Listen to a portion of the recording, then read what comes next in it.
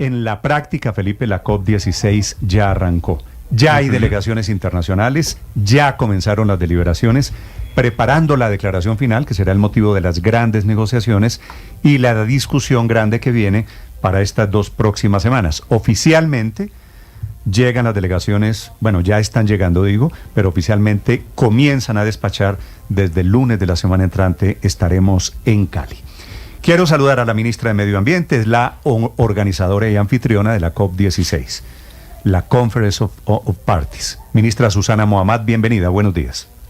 Hola Néstor, muchísimas gracias, un saludo a toda la mesa y la audiencia. Allá espero verla en Cali, ministra. ¿Usted cuándo viaja? Hoy al mediodía ya estaremos radicándonos en Cali hasta el final de la COP. O sea, los próximos dos semanas y media usted está despachando desde Cali. Sí, señor, así es. Ministra, y si hacemos esta entrevista dentro de 3 semanas, ¿usted qué esperaría conseguir? ¿Cuál es el objetivo de Colombia alrededor de la COP?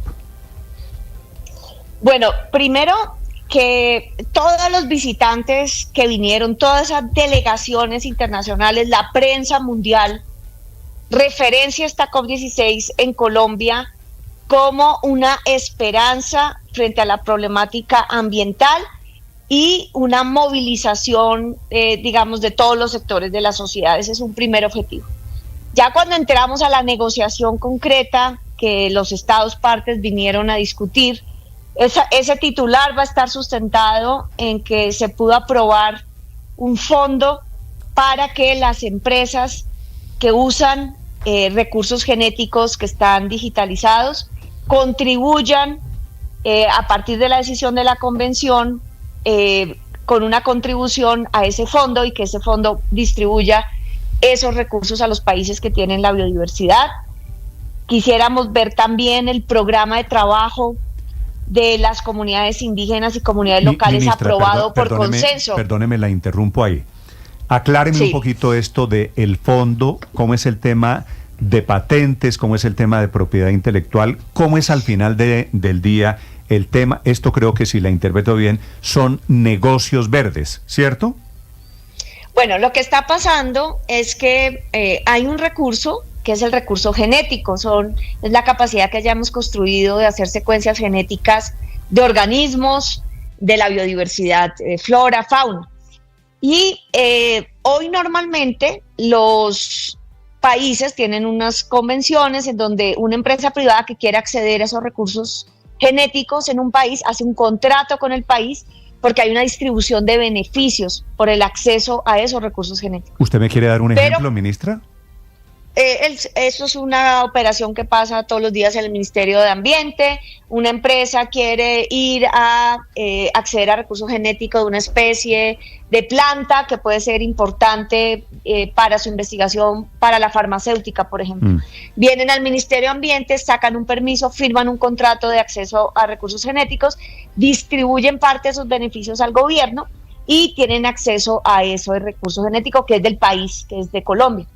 ¿Qué pasa? Que hoy con la digitalización hay muchas secuencias digitales, esto ya se volvió datos que están en bases de datos mundiales y entonces ya las empresas, si son públicas, porque se utilizan para investigación, simplemente entran y acceden a todas esas bases, ministra, de datos. ¿Y para qué utilizan esas secuencias digitales, esos recursos genéticos?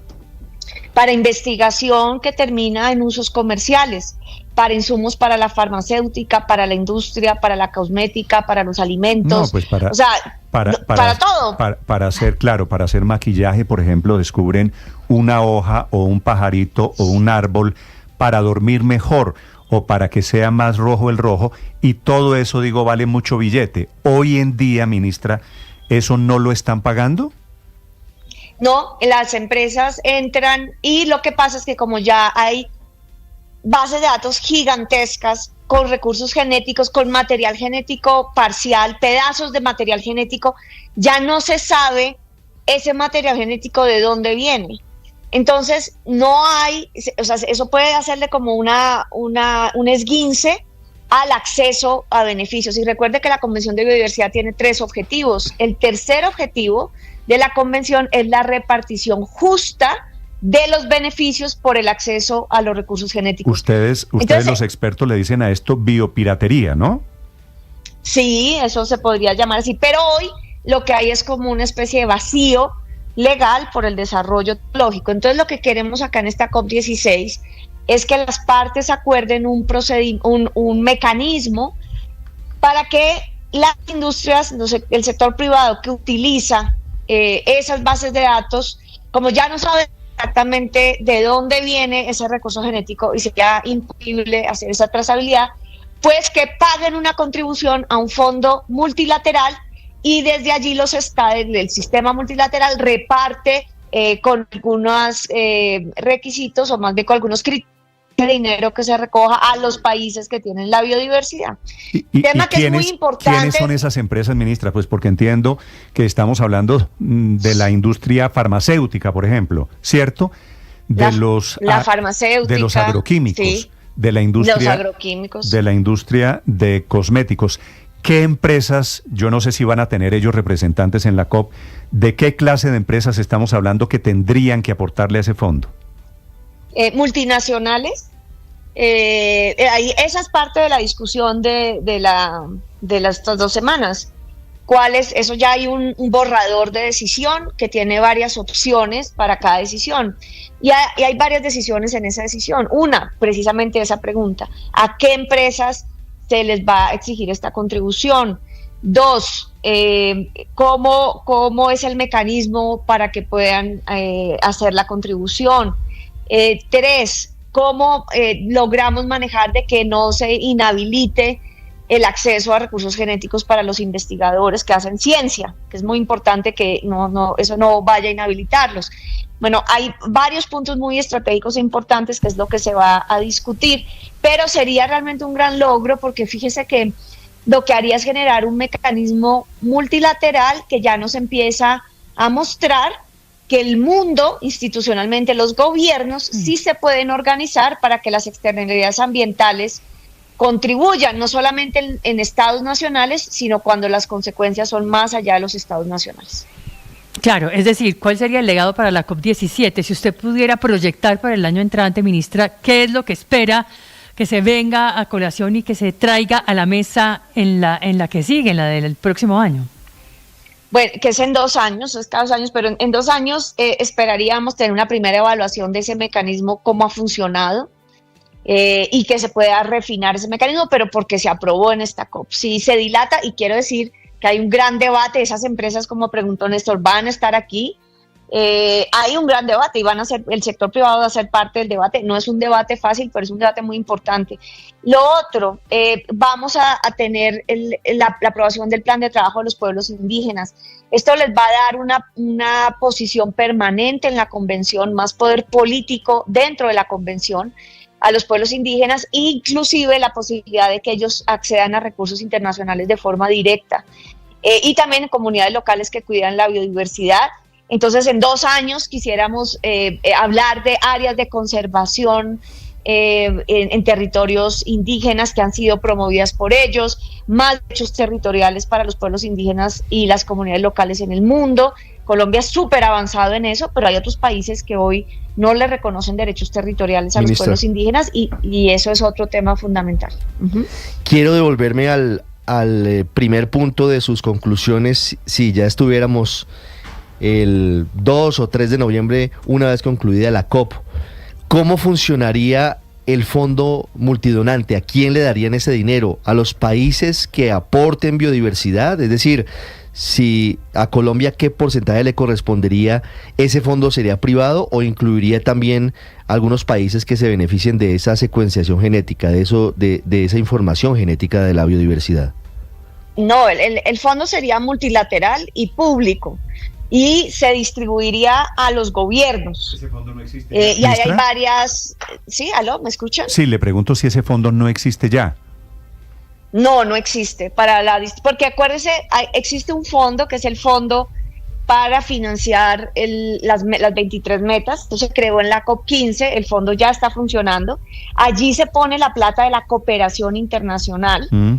Hay un compromiso de los países desarrollados de a partir del año 2025 poner 20 billones de dólares anuales en el fondo para distribuir al cuidado de la biodiversidad, pero eso es un tema de dineros públicos. Este sería de empresas privadas, que esa es la gran diferencia. Exactamente, y en lógica de una contribución, o sea, no es lo mismo que la cooperación internacional, sino que es porque ellos están utilizando recursos genéticos y tienen que contribuir, tienen que retribuir, tiene una lógica jurídica diferente. Ministra, ¿y cuánta plata podría llegarle a ese fondo? ¿Tiene usted un cálculo? No, hay estudios, el grupo de trabajo que viene trabajando hace muchos años en la convención y los últimos 2 años han sido muy intensos. Está precisamente, o sea, todo esto, casi que lo que vamos a hacer es crear el mecanismo, hay algunos estudios, pero dependiendo exactamente de las decisiones que tome la COP, digamos, a quién cubre y a quién no cubre, pues podremos entender cuál es el nivel de financiamiento. Ministra, si es un fondo de carácter privado, yo podría entender que lo que aspiran es a recoger una especie de regalías por ese tema de biodiversidad, salido del aprovechamiento comercial de esa biodiversidad. Sí, exactamente, del uso de esas bases de datos que tienen información de los recursos genéticos, y es un fondo público, o sea, multilateral, porque el fondo sería multilateral, pero los recursos son provenientes del sector en su contribución al uso de la biodiversidad. Hoy en día hay un banco de datos con toda esa información genética. Sí, hay 3 grandes bases de datos públicas que además pertenecen a gobiernos. Fíjese aquí la gran paradoja. Los países más potentes en investigación y uso de recursos genéticos de la biodiversidad, que hacen grandes desarrollos industriales, no son los países que tienen biodiversidad. Corea, Estados Unidos, entre otros. Entonces, en los países que tenemos la biodiversidad, no solamente debemos prestar, entre comillas, esos recursos genéticos, sino que debemos desarrollar nuestras propias capacidades productivas a partir de eso. De allí está saliendo la ciencia, la tecnología, la innovación, las grandes industrias del siglo XXI, y nosotros, los que tenemos la biodiversidad, tenemos que poner las pilas y no dejarnos rezagar, y que todos nuestros recursos sean utilizados para generar prosperidad y ganancias en otras partes, y que es una paradoja inmensa. Los países que no tienen la biodiversidad son hoy los que están generando más riqueza de esa biodiversidad. Sí, que es casi contradictorio. Ministra, ¿y hay una lista en la que está Colombia de países que sí tienen biodiversidad? Bueno, sí hay algunas categorizaciones que se han hecho, hay 17 países que se consideran tienen la mega biodiversidad. Esos son países extraordinarios en la diversidad de la vida, y Colombia es uno de esos. ¿Y se acuerda de algún otro? México, China, Madagascar, Perú, Ecuador, Brasil. Mire que América Latina es una potencia en biodiversidad. Me imaginé. Ministra, y entonces, para recibir la plata de ese fondo nuevo que debería salir de esta COP16, ¿esa plata va a estos 17 países o se va a ampliar? Es decir, ¿quiénes recibirían, por otro lado, la plata de ese fondo? Esa es parte de la discusión, porque la biodiversidad obviamente está en todo el planeta, y es parte de las decisiones que la COP tiene que tomar. Por ejemplo, si se hace con un criterio de cantidad de biodiversidad y situación socioeconómica, si se incluye la variable quiénes aportan más a las bases de datos también, ¿sí? Entonces está buscando, esa es parte de la negociación que pasa en estas 2 semanas, y ahí hay algunas opciones ya en el documento borrador de negociación. Entonces esa es una de las grandes discusiones, y también ver hasta dónde llega la recolección de ese fondo. Digamos, yo creo que es un primer trabajo multinacional que podría en el futuro, eso sí no tiene nada que ver con la Convención de Biodiversidad, pero si el mecanismo es exitoso, podría empezar a pensarse en qué significa, eso sí es una discusión más de la Convención de Clima, que empiecen a haber, por ejemplo, impuestos globales y que se redistribuyan. Por ejemplo, Francia, con Kenia, el presidente Macron el año pasado lanzó una comisión financiera para estos temas ambientales, y uno de los trabajos que se está haciendo es qué significaría impuestos globales que se puedan redistribuir para abordar temas como el cuidado de la biodiversidad y el cambio climático. O sea, se empieza a hacer una discusión de gobernanza. Acá estamos hablando de un mecanismo muy puntual, la COP no puede decir más de eso, pero esto empieza a generarnos ya unos mecanismos de gobernanza más amplios. Ministra, volviendo como al ejemplo de las regalías, hay departamentos que dicen, mire, yo soy el productor del carbón, yo soy el productor del petróleo, me merezco más plata por las regalías que otros territorios donde no tienen petróleo. Más o menos esa es la intención de Colombia, que obtengamos más recursos por ser más biodiversos frente a otros países, recursos provenientes de este nuevo fondo. Eso sí es la posición de Colombia, y Colombia sí va a empujar dos cosas. Uno, precisamente eso, que se reconozca la megabiodiversidad y la biodiversidad como una de las variables claves. Y lo segundo, y que también es un tema, digamos, en discusión, que ese dinero llegue directo al espacio fiscal del país. ¿Qué pasa hoy con estos fondos? Por ejemplo, el fondo que se creó en el 2022 en Montreal y que es precisamente para la biodiversidad, que se nos ha armado una burocracia internacional que hace que aterrizar esos fondos nos cueste, por ejemplo, al sector ambiental 3 años. Eso para la crisis y el ritmo de la situación en la que estamos es totalmente ineficiente. O sea, le toca a uno formular unos proyectos complejísimos, ir a unos comités, es toda para que logren los fondos, y luego cuando aterrizan los fondos se hace a través de agencias implementadores que son agencias que son acreditadas por el fondo, en los fondos multilaterales, pero el gobierno muchas veces se pierde la gobernanza sobre esa plata, que es plata pública internacional, que es para estos propósitos de los gobiernos. Colombia dice, no, mándenos la plata directo al Tesoro Nacional para que entre al presupuesto de la nación y no tengamos como gobiernos pues cumplir nuestras responsabilidades públicas frente a esta crisis climática y esta crisis de biodiversidad. Ese es otro debate que estará allí, pero esa sí es la posición de Colombia. Ministra, usted cuando habla con el presidente, cuando habla con el ministro de Hacienda, ¿alguien en el gobierno ha hecho un cálculo? ¿Aquí puede haber tanta plata para Colombia? No, porque las variables, lo que le digo, hasta que no se negocie, no sabemos cómo se juegan las variables. ¿Sí? ¿Cuál es el espectro de industrias que entra dentro de este mecanismo?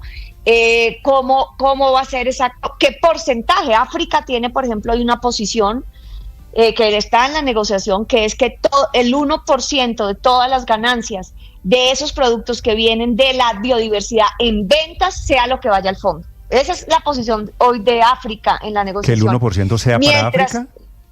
Para el fondo. O sea, pero que el 1% de todas las ganancias de la venta de los productos que utilizan esas bases de datos vaya al fondo. Ese es un parámetro, pero otros dicen, no, ese no es el parámetro. Eso es lo que está en discusión. Entonces es muy difícil hoy calcular porque depende precisamente de la negociación misma. No, claro, entonces lo primero que hay que hacer es de qué tamaño es el fondo y cuánto nos tocaría de ese fondo, que entiendo es todavía lo que no se ha decidido. Ministra, le hago una pregunta final sobre Cali, pensando en la COP de la semana entrante.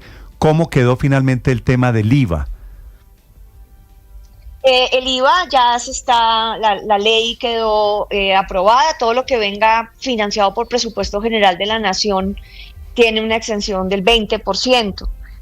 Y ahora que se empiecen ya a pagar los costos de la COP, las facturas, ya se harán los certificados y se descontará ese 20%. Es decir, ministra, ¿todo lo que pase en Cali durante la COP, cero IVA? No todo lo que pasa en Cali, todo lo que está financiado por el presupuesto general de la nación. O sea, la financiación de la COP. Sí, pero que no es lo mismo que los hoteles, no es lo mismo que los servicios, no es lo mismo. Es que estoy haciendo las cuentas de mi viaje a Cali. En el restaurante me cobran IVA. No.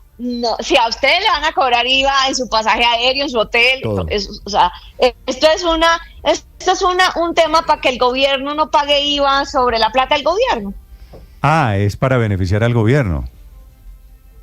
Claro, porque ¿quién está financiando la COP? El gobierno. Y entonces si más le metemos IVA, que es como de un bolsillo para el mismo bolsillo, ¿sí me entienden? Entonces es decir, no, hagamos la exención del IVA en la financiación del presupuesto general de la nación, eso también nos baja los costos de la COP, pero y al mismo tiempo Vale. pues podemos generar más beneficios. Entiendo, es la ministra de Medio Ambiente, Néstor, Susana Muhammad. Permítame hacerle una última pregunta a la ministra de A ver, Ambiente. María Ministra, Camila, están pasando la muchas última, cosas. ministra. La última pregunta, ministra, alrededor de la COP16, como la firma del Manifiesto de Defensa del Patrimonio Natural que hizo con los gobernadores, pero también ese decreto que expidió la Presidencia de la República dándole facultades especiales a los indígenas, facultades ambientales. ¿Qué es lo que buscan ustedes, ministra, concretamente para los indígenas? ¿Qué tipo de autoridad le están dando? El decreto se firmó esta semana, convierte a las comunidades indígenas en autoridades ambientales. Con sanciones, en Colombia. incluyendo, ministra. ¿Qué facultades le da el gobierno Sí. a los indígenas en términos ambientales?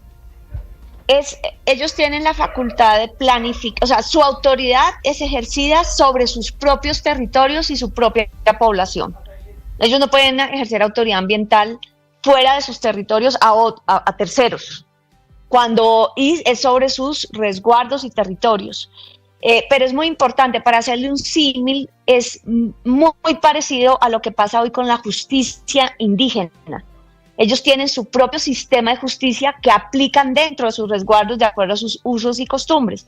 Aquí ellos ejercerán autoridad ambiental para planificar el territorio, administrar los recursos naturales, definir reglamentos y reglas sobre sus territorios para sus comunidades con el propósito de mejorar la capacidad de conservación de sus propios territorios. Y cuando haya terceros que tengan que ver con sus territorios, tienen que concurrir con la autoridad ambiental del territorio, sea la Corporación Autónoma o la ANLA.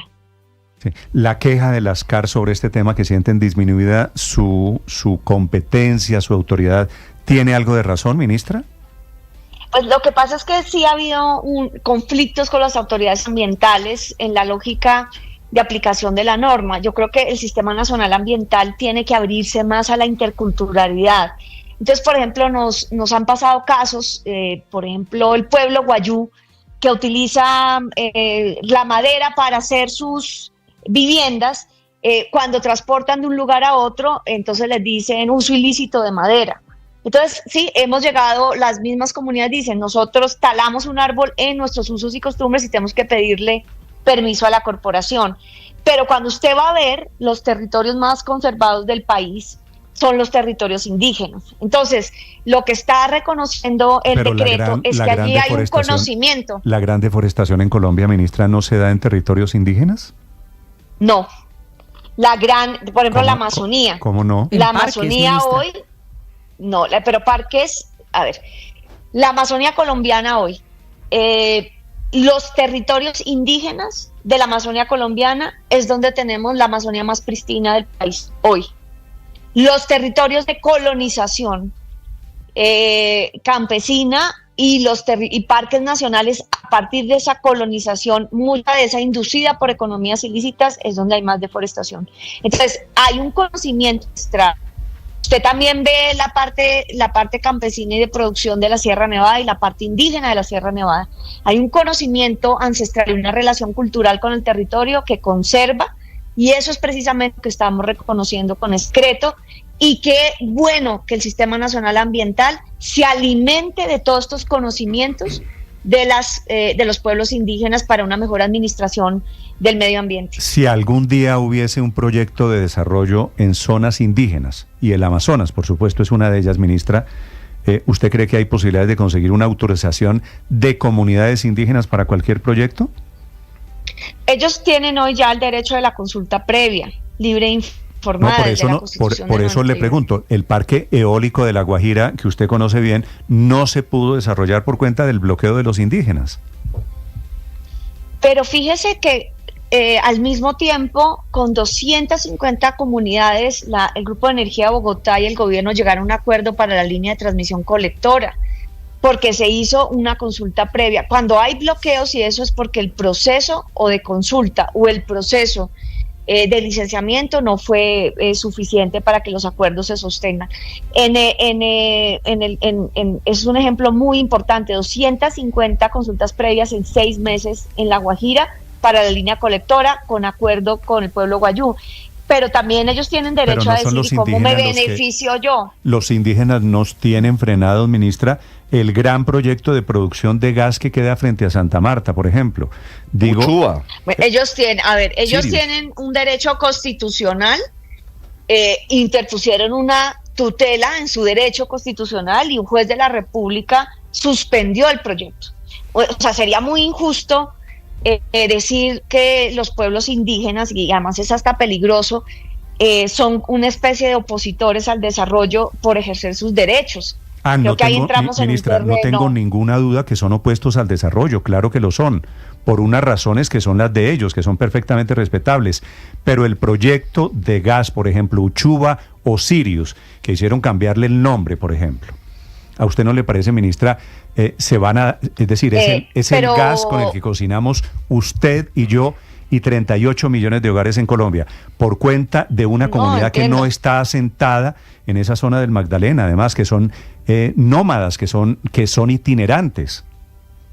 Néstor, yo no entraría ahí a mediar en ese conflicto. Lo que digo es que ellos ejercieron un derecho constitucional y el que tomó la decisión fue un juez de la República. Entonces, también hay que mirar cómo se está aplicando esa norma en la jurisdicción. Inclusive, tendríamos que también evaluar qué se puede hacer, porque yo creo que se puede llegar a un acuerdo perfectamente, como ha pasado en muchas partes del país. Pero al final hay unos, y ese derecho no tiene que ver con el decreto de autoridades indígenas, ese derecho Pero viene- ministra, este baile sí le toca a usted porque son un total, por ejemplo, de 116 consultas previas entre ambientales e indígenas que tiene que surtir un hallazgo como el Pozo Sirius, efectivamente a unos 40 kilómetros de Santa Marta. ¿Cómo hacer entonces para que los hogares colombianos, efectivamente 38 millones de hogares, tengamos gas pronto y no nos quedemos sin nuestro principal insumo para cocinar, para bañarnos, para calentarnos, por cuenta de todas estas trabas? 116 consultas previas, ministra. Bueno, primero decir que la consulta previa no es una norma ambiental, viene de la Organización Mundial del Trabajo en un tratado internacional que Colombia firmó en el año 94. O sea que esto no es ni nuevo ni acabamos de descubrirlo. Lo que sí tenemos que mejorar, y el ejemplo de Colectora fue un buen ejemplo, es cómo hacemos esas consultas y acompañamos a las empresas. ¿Cuál fue el éxito de Colectora? Yo creo que es una lección que nos sirve para que podamos balancear efectivamente el desarrollo de infraestructura, el desarrollo de proyectos tan importantes como los que usted menciona, con los derechos territoriales de las comunidades y de los pueblos indígenas. Y es que tenemos que trabajar de la mano el gobierno con las comunidades. Allá hicimos un acuerdo tripartito, Comunidad Guayú, Ministerio de Mina y empresas. Y nos pusimos conjuntamente a trabajar en territorio. No podemos dejar a las empresas solas con esa responsabilidad. Es una responsabilidad de ellas, pero el gobierno tiene que acompañar, y toda esa estructura social es precisamente la que este gobierno está haciendo para que podamos cumplir todo. Hacer los proyectos, hacerlos bien ambientales y hacerlos con respeto a los derechos territoriales de un país diverso cultural y ambientalmente como Colombia. Claro, ahí está la discusión y seguramente no será el último episodio. Ministra, pero quiero hacer una última pregunta hablando de la coyuntura que estamos mencionando, no de Sirius, del pozo que está cerca de 40 kilómetros de Santa Marta sobre el Mar Caribe, sino de otro que es muy importante en esta coyuntura, el proyecto Comodo, que está a la espera de una autorización ambiental del ministerio. ¿Cuándo se va a dar el visto bueno para que avance Comodo? Nosotros ya, yo creo que los próximos días sacamos el concepto a la ANLA y con base en ese concepto la ANLA tomará las decisiones. ¿Concepto ¿Eso favorable? ¿Sale cuándo, ministra? En estos días ya estamos en la última versión, estamos haciendo lo de los últimos ajustes y obviamente una vez ¿Y cómo salga va a ese salir, concepto, pues cómo va a podremos salir ese hablar. concepto, No, ministra? Cuando salga se los comunicamos, porque no me quiero anticipar. Pero ¿y cuál es la No, pero gracia? van a dar, yo le anticipo, yo le traduzco a la ministra, sé que no lo puede hacer porque todavía están en versiones finales, pero van a dar el visto bueno.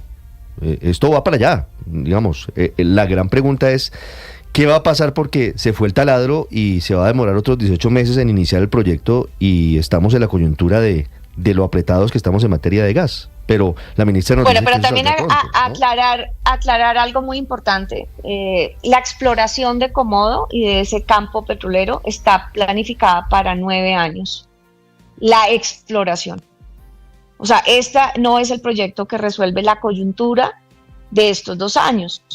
Y eso también hay que dejarlo claro, porque esta coyuntura pues Sí. va a tener que tener medidas Claro. de emergencia Pero el que proyecto van sí más se allá de retrasó, eso. el proyecto se retrasó 18 meses por cuenta de eso. Hay un retraso, sí, pero también tenemos la responsabilidad de que lo que hagamos pues tenga una responsabilidad que en el futuro no tenga unas implicaciones de las que nos arrepintamos. Ministra, como usted no corrigió a Ricardo, que dijo que el concepto viene favorable, entiendo que eso quiere decir sí, señor. Va para allá, hombre. No voy a pronunciarme ni en contra ni a favor. Vale, la entiendo. Es la ministra de Medio Ambiente que en vísperas de la COP16 nos atiende muy amablemente esta mañana. Ministra, nos vemos en Cali, gracias. Bueno, a ustedes por el espacio, un abrazo, gracias. Chao, gracias, muy amable. 8 de la